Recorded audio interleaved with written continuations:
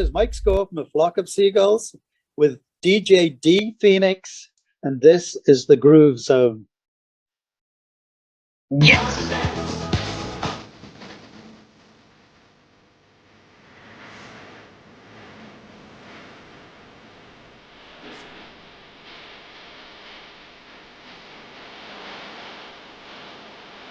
Rock and roll, just like that. Yes. Oh my gosh, business is out of the way. Yeah. Awesome. How are you doing? I'm not too bad, actually. Yeah, I was while I was waiting to get onto you, I was just watching a program called Soul America. It's a one-off TV thing. Okay. I was just watching all this stuff that I know. I mean, it influenced me when I was a kid. It's all about Temptations and James Brown and Isaac Hayes and Curtis Mayfield and all these people that I mean, I grew up on black music. I grew up on soul and Motown. Right. So I just had to leave it when they were playing Heard It Through the Grapevine. And I thought, oh, I want to listen. Oh, man. That's what I'm recording it, so it's fine. Gotcha. Actually, that's one of my favorite genres as well. Late 60s, early 70s soul and R&B. Totally love that. Oh, well, I mean, listen, I'd say I'll probably say I'll finish it this week. I'm just finishing my autobiography. I'm finishing it this weekend. I've got two. Wow. Yeah. Wow. And one of the things I realized when I was writing this book is, I mean, bear in mind, I didn't come from a musical background. Okay. No one in my family played music. How I got into it is a long story, but I've got into music, and one of the things that's always struck me is, how on earth did I know not just how to sing, but I could pitch and do harmonies? And I thought, how on earth do you know that? And it's only when I was doing the book, and I remember, I mean, the book started life as I was basically transcribing my diaries that I kept in the 80s. I kept the diary. And there's all stuff in there about, meeting Boy George and meeting different people that we were bumping into and meeting this Michaels. Okay. It's all there. And as I was doing that, I thought I really should expand them, because it just became a snapshot of those years. And I thought, it's not really a book, it's just like a snapshot of those years. But someone said to me, you really ought to make it more rounded and make it about you and how you started. So I went right back to the beginning. And as I wrote about the beginning, and I sort of cast my mind back and said, I remember listening to Standing in the Shadows of Love. And I remember that. I remember where I was and in the room listening to it, going, this tune is amazing. And then listening also to other stuff that I don't know if you know it, but things like the Tremolos and all these other these 60s bands, and listening to, well, obviously the Beatles, and then the Monkees, and realizing that, and the Beach Boys as well in particular, and then realizing, as I was writing the book, realizing, hang on a second, these bands were famous for their harmonies, and obviously all the Four Tops and the Temptations were, but these bands, their harmonies are what made them. Their harmonies are what made my hair stand on them. But I didn't realize until now, that's where I got it from. That influenced me and basically taught me how to sing. And I didn't even know I could do harmonies until I got on the tour bus one day with my romance in the very early days.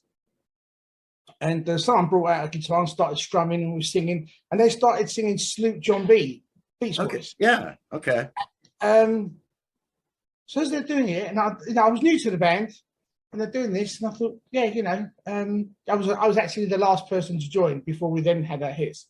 And they're singing this song, and this harmony was coming out of somewhere, and everyone was like singing, and they all stopped and turned around, and I was like, why are you looking at me? And they went, you can sing? And I went, can I? They went, yeah, right, that's it. You're straight out to the shops, and we're going to buy you a headset mic, Madonna style. But this is in 1981, so it's before Madonna. And so they're going to buy you a headset mic. And I thought, what is that? It's a mic you wear on your head. Okay. And you're going to sing while you're playing the drums, because if you could sing like that, we're going to harness that and use it within the band. Wow. But I had no idea. And I always used to wonder, how did I know how to do that? to pitch and get there. Right, right. But it's from the Beach Boys and all the Motown stuff, all of the Motown. Okay, okay. Fun enough, the first band I ever saw live, ever, as an 8-year-old, were the Beach Boys. The Beach Boys, really? First band, and I wasn't into music even then. Someone said, "Oh, we're going to see this concert by the Beach Boys," and I went. They said, "Do you want to come?" You know, these older people, they were going to take me as a little kid. You know. Right, right. I went, yeah, well, why not? And I went. I like the music, but I remember thinking, why is everyone screaming? They're really not that bad. They're screaming, they're screaming and crying. And I thought, why are you crying? They're not that bad. You know, they're really pretty good. Yeah, because obviously at the time, I'd never seen anything like that. Beatlemania was relatively new. I hadn't really seen it. I was going to say, yeah, because screaming and crying would definitely describe Beatlemania for sure. Yeah, but Right. they were doing this in the Beach Boys concert. And of course, because I haven't seen it, I'm thinking, why is everyone crying? What's wrong with you? You know? But that band, I mean, I remember getting someone I knew had their album and I sort of borrowed it for a while. And I remember thinking, this is great. But I didn't know what it was I loved about it. I loved the music, the whole thing generally. But I didn't know that I'd be picking things out of it and storing them. Right, right. Later. And I had no aspirations, no desire to be a musician of any kind, a singer, a drummer, nothing. It's never. So obviously all that stuff got soaked in, sponge style, and just stayed there. And then later on, it just, when I did become a musician, it just sort of came out and I had all these files locked up and was able to access them without even knowing. Right, right. Then I have to ask, how in the world did you end up with a position as a drummer with Modern Romance, if it wasn't something that you were necessarily setting out to do? Right. Well, I mean, obviously, by the time I joined Modern Romance, I did want to be a musician. Okay. Oh, okay. Gotcha. What I'm saying, as a kid, I had no visions and no idea, no desires to be a drummer or any kind of musician. Okay. And what happened was complete sort of freak accident thing. Freak, you know.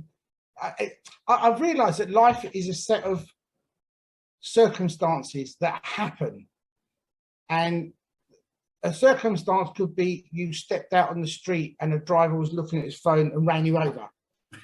You know, that's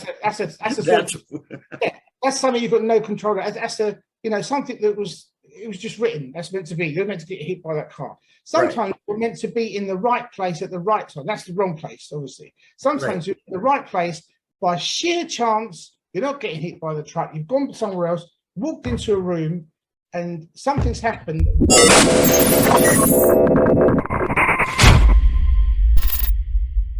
Gotcha. What I'm saying, as a kid, I had no visions and no idea, no desires to be a drummer or any kind of musician. Okay. And what happened was complete sort of freak accident thing. Freak, you know. I've realised that life is a set of circumstances that happen, and a circumstance could be you stepped out on the street and a driver was looking at his phone and ran you over. You know, that's something you've got no control of. That's something that was just written. That's meant to be. You're meant to get hit by that car. Sometimes you're meant to be in the right place at the right time. That's the wrong place, obviously. Sometimes you're in the right place by sheer chance. You're not getting hit by the truck. You've gone somewhere else, walked into a room, and something's happened very positive. And one of them was I had a guy that I was friends with at school, and I used to go to his house every evening after school to go there, listening to music. At the time, I was into all kinds. I still am now, but I was into all kinds of music, and I was at the time getting into Led Zeppelin and Deep Purple and bit of progressive rock. Still, my Motown roots still very much there. I just discovered David Bowie. Okay. And Bowie fan. I became absolutely not obsessed, but enthralled with what he could do with music. I was like, who is this guy? What's going on? So having discovered him when he did John I'm Only Dancing and Starman, I then went back and started buying his old albums like Hunky Dory and Man Who Sold the World. Right. Discovered it, and I thought, where's this guy been hiding? What's going on? This is great, you know. But so I was into music, and I was loving listening to it, and I couldn't get enough of music. And there was no genre that I would say, I can't listen to that. I was into my Motown, I was into my rock, I was into my little bit of jazz, a bit of this, a bit of that, you know. And I went to this guy's. I was going to this guy's house every evening, listening to different stuff. Okay, yeah, it's great. You know, Genesis, I remember discovering Selling England by the Pound and thinking, what an amazing band these are. Okay. Santana, I discovered at the time as well. And then I went to this guy's house one evening. He said, "Oh, when you come around my house tonight," he said, he was in, I don't know if you know what the Boys Brigade is. Did you have that in America, the Boys Brigade?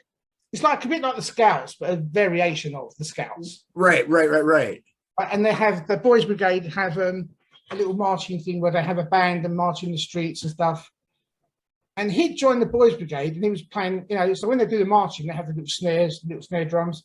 Okay. And he learned to play a snare drum. And so he said, my mum and dad, because I was in the Boys Brigade, have bought me a drum kit.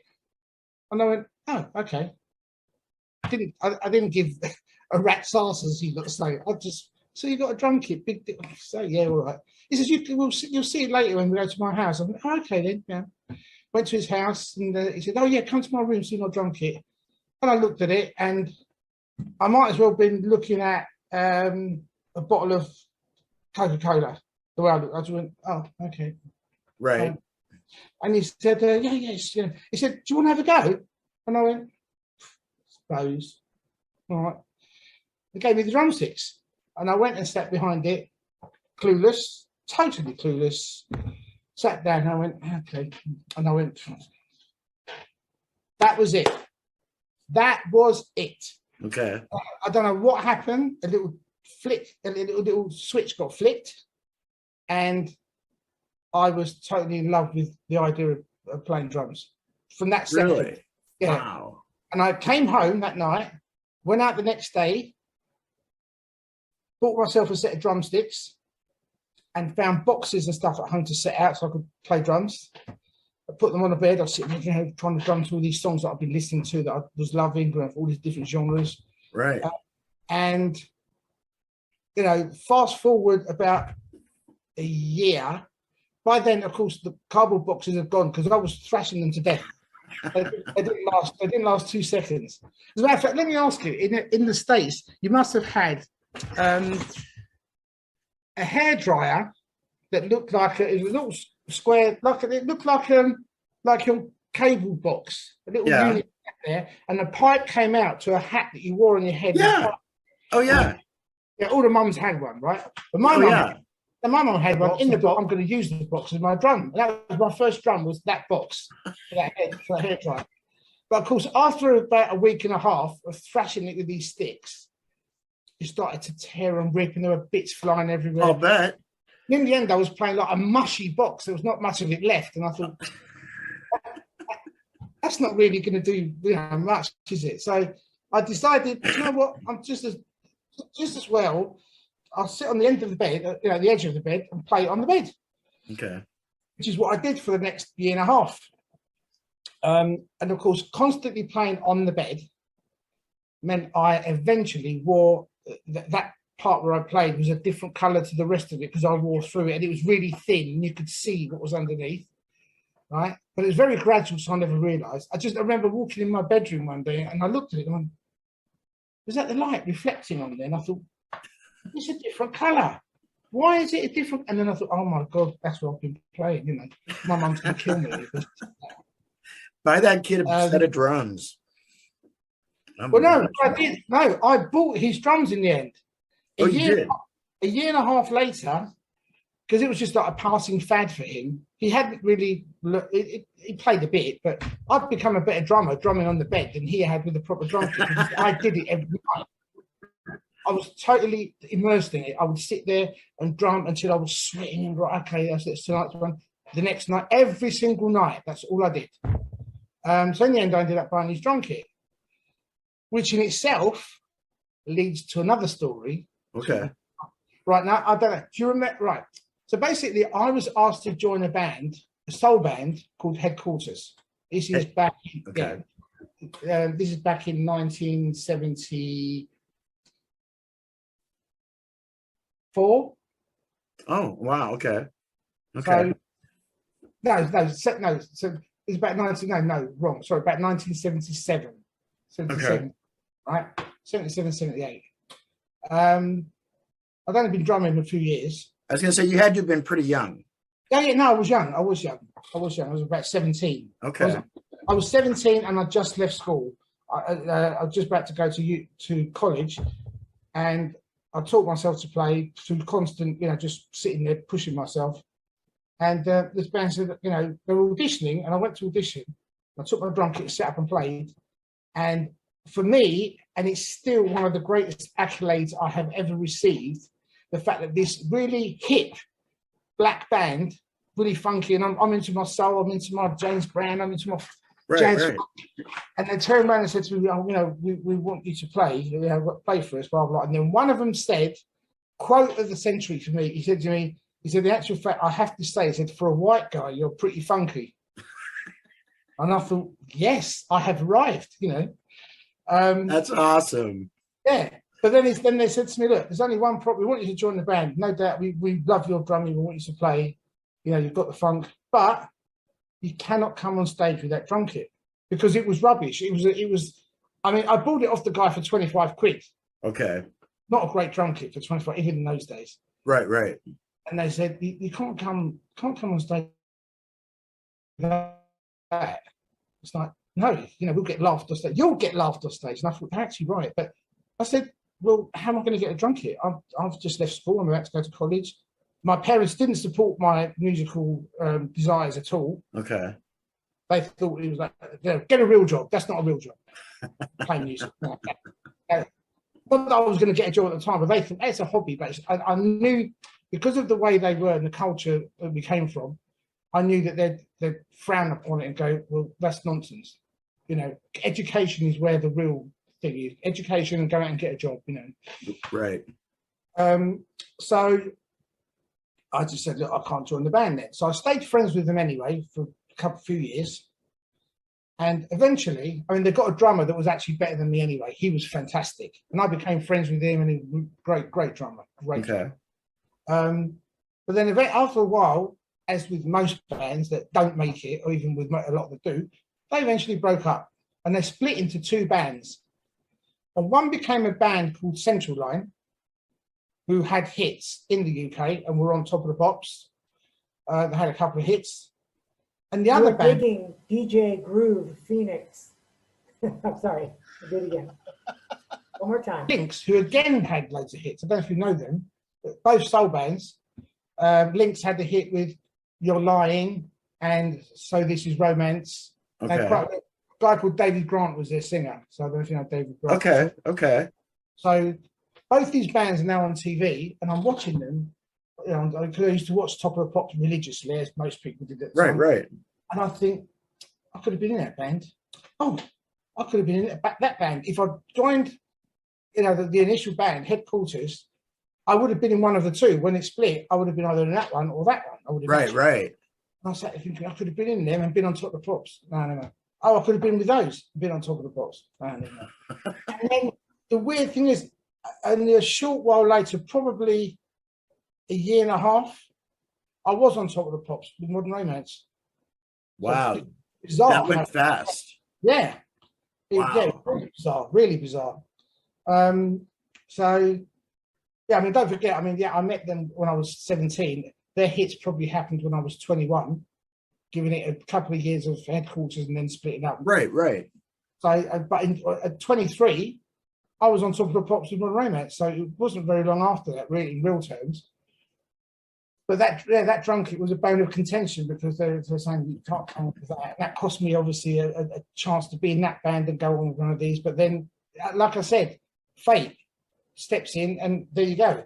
I'm in Modern Romance. And that came about, again, because I happened to go to a club. There was a club in London called the Blitz, very famous club. Yeah, maybe Rusty Egan might have had something to do with that. That's the one. Yeah, Rusty Egan's Blitz. I went there one night with a friend. We said, what should we do tonight? Should we go there? Yeah, Stringfellow. Let's go to the Blitz. We went to the Blitz, and the band, we walked in, and as I looked to my left, there was a band packing up their equipment. And I went, oh, we missed the band. I wonder who these guys were. And I just happened to ask someone that was sitting there. I said, sorry, mate. I said, was this band any good that we've missed? And he went, yeah, they weren't bad. He said, they were pretty funky. So when I heard the word funky, I thought soul, funky, I was like, so, oh, that's interesting. So I went over to speak to the drummer and introduced myself and said, I'm looking for a spot in a band. I've just left the band I was in. So I'll give you my number. If you know any bands that need a drummer that play music, your kind of music. I assumed it was soul when he said funky. So I said, if you know anybody that plays your kind of music, needs a drummer, here's my number. And he went, okay, and he kept it. Then, sorry. So about a week later, I get a phone call saying, would you like to come and play percussion for us? Now, I'm not a percussionist, but I can mess around. Right. Before I actually got to do the gig, or got to meet them or do anything, I get a second call a few days later. And they said, were you the drummer in blah, blah band, this band that I used to play in before? It was a bit of a cult band in London. And I said, yeah. And they went, oh, okay then. Would you like to be our drummer? And I went, well, hang on. What about the bloke who I spoke to, your drummer? What about him? They said, well, to be honest, we've been looking to get rid of him for a while. So if you want to join, that's right. But if you don't join, we'll just find someone else. So it's either you or someone, but he's not going to be in the band very long because he's on the way out. We don't really want him. Wow. So I thought about it. And but then I said, well, you're asking me to join, but you haven't heard me. And they said, no, but we know all about the band you were in before. And everyone said what good musicianship there was within the band. So if that was you, that's good enough for us. So I thought, I'm not really treading on anyone's toes because if I don't take the job, someone else will. So I said, okay. And I arranged to go and see them live. Because I said, look, I need to come and see you. I'm not just going to join the band without hearing you. Went and saw them play live. Liked what I heard. There was a certain raw energy that I liked. Right. And then the inspiring thing was coming home to tell my parents, once I'd agreed to join them, they said, look, we rehearsed during the day. Because none of us work and we rehearse during the day. So if you're going to join, you're going to have to rehearse during the day with us, which meant giving up your day job. So, and signing on the dole, going on welfare, whatever it's called. Right. So I had to come home and tell my parents that I'm leaving my job to join a band that no one's ever heard of to rehearse during the day. And my dad's words were, you will never amount to anything. And I took those words and I thought, okay. And 8 weeks later, after joining them, because I didn't know as well, it's all the matter of, it's just so weird the way things work out. I didn't know they had a record deal. Okay. And I didn't know they'd already had released 2 singles and they both bombed big time. But that's it, on the scrap heap straight away. I had no clue. So when I joined them and we did the first rehearsal, that's when I found out about the record deal, because I heard somebody discussing, and they mentioned the record company. I went, what record company? Oh, we've got a record deal. Just something we forgot to mention, Wow. And I went, oh, okay. So I was like, oh, they've got a record deal. I was up there inside thinking, wow, they've got a record deal. Then they said, yeah, we've already released 2 singles, but they both flopped. And the record company said, when we release the next one, if it's not a hit, that's it, we're off the label. So from there, I went back down there again, thinking, oh, this is not good. But the first single was Everybody's Salsa. So it was a hit. Right. Within 8 weeks of joining them, I was on top of the pops. Wow. And the irony is my dad saying to me, you'll never amount to anything. And then a few weeks later, because our hit was in the summer of 81. He then goes to Cyprus on a holiday, and he's in a restaurant, and relatives were telling me this. They said he's in a restaurant with friends and having something to eat, and Everybody's Salsa came on the radio, and he jumped up in the restaurant. He's going, "This is my son on the radio." And I thought, oh, now all of a sudden you're proud. Well, yeah, where was your support when I needed it, mate? But now, right. All of a sudden you're jumping up and down. Oh my gosh, that's hilarious. That's awesome though, that they were able to see, the beginning of your rise. That's totally great. And to be able to see that, Dad got to eat his words a little bit there. Oh yes, massive slices of humble pie. I'll bet. Yeah, no doubt. Well, that you know, that's good too. And yeah, talk about timing all the way around on some of those different situations. And you're right, you know, it's totally just by chance sometimes the way that things work out. What's on board? Like what's going on with Modern Romance these days? I know probably an American tour is not necessarily in the picture, but are you guys touring again? What's going on? Yeah, we're just planning a tour at the minute. In actual fact, I was going to go to Scotland on Sunday. It's just been postponed. Okay. The trip to Scotland was to meet up with my manager, because that's where he is. We've now got a new manager, and but he's just in the middle of sorting out a tour for me, or for us.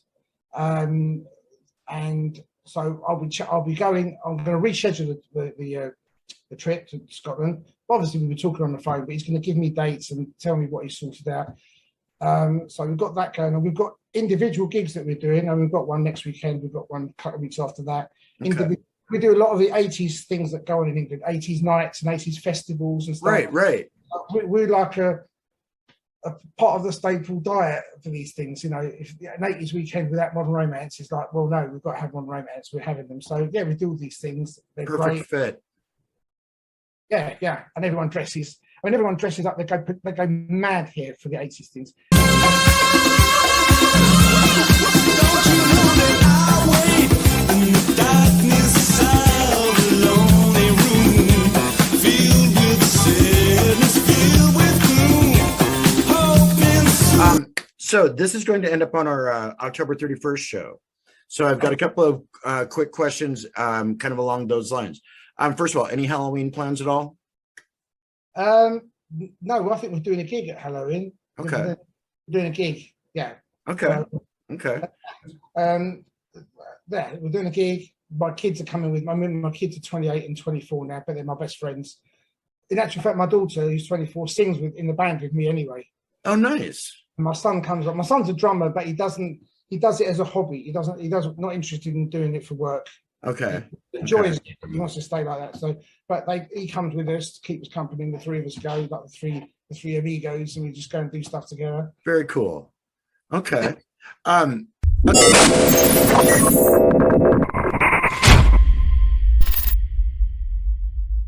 We've still got a Spotify channel. So actually now that I've actually gotten the official interview in, now we get to add Modern Romance to that as well. So it's all about exposing it to new listeners. So, and with a sound like, you know, what the band has had pretty much since the, you know, beginning, and, you know, we could talk for hours, I'm sure, because it's such a long kind of sordid history of the band, and, you know, the way that it's like sprouted and branched and, you know, veered off and all that. It's nice to see though that you guys are still going. Is there a website that viewers can check out? Yeah, it's Modern Romance. It was modern-romance.com, but if you go there, it takes you to the new one. It's now Modern Romance something else. Anyway, but it immediately takes you. So you go modern-romance.com. It'll take you to the new one. Okay. Remember. Okay. It could be .org, it could be .net, I don't know. But if you type romance.com, and it will take you to the new site. Cool. So yeah, viewers, you're going to want to do that when you get a chance. You got to check the band's music out. Honestly, one of my absolute favorites of all time, and I still don't know why, unless it was a copyright situation, but one of my favorite tracks of all time over almost any other band is Band of Gold. Oh, do you know what? That's really weird. Somebody mentioned that, was it yesterday? They said, oh yeah, I still love Band of Gold, you know. And I went, oh, you know that one, do you? Oh my gosh.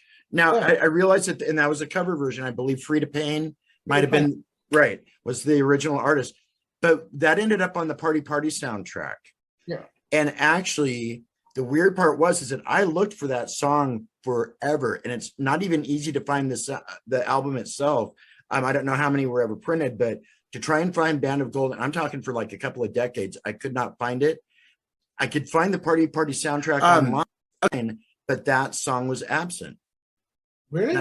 And yeah, the Elvis Costello track, the Bananarama, Nick Lowe, Madness, all of those were all on there, but I could never find Band of Gold until about a year and a half ago, and like magic, it popped up out of nowhere. Oh my gosh. I think I played that thing probably 10 times when I got it a hold of it the first day. Oh my gosh. Totally loved that one. I actually remember the day we recorded it. It's like really weird when you mention something. I go, oh yeah, I remember sitting there doing it, thinking, yeah, do this, we'll do that, change that bit. And Oh my gosh. Well, and the original was such a classic itself, but then the spin that you guys put on it was just amazing. Hey, I see we're starting to really get close on time. So let's do this. Word to the world. If you could say anything to our watchers and listeners today, what would it be? be kind and be nice, because not enough people in the world are kind or nice. They all think about themselves. And I think it's about time we started thinking about people that are less, it sounds corny, but there are so many people less fortunate than us that you start. I mean, every day I get up and I say, thank God I do this job. I'm so privileged. I'm so lucky. And I'm so lucky to have this stuff around me and my kids and the house and food. And I think, well, there are so many people that don't have this. And I really, you know, global warming and everything else aside, I really think we ought to think about people that are in immediate danger of not being able to eat and their kids not being able to eat, and just knock on people's doors and say, look, I know you guys are not working. Are you okay? Do you need anything? I think if everyone did that a little bit more, it'd just be so nice. I know. Well, we kind of go through little phases like that, though, you know, like when like we'll get hit with the pandemic, Yeah. you know, here in the States, right after 9/11 hit, you know, it's like it takes sometimes a real bad situation to happen for us to like go, oh, yeah, we're all human. Maybe we should like look out for each other and, you know, check to make sure that the next person's okay. Awesome. Hey, I want to let you know too, door is always open for future reference. Anytime that you want to come back, you got any new news to share or whatever, the door here is always open for you. So please keep that in mind.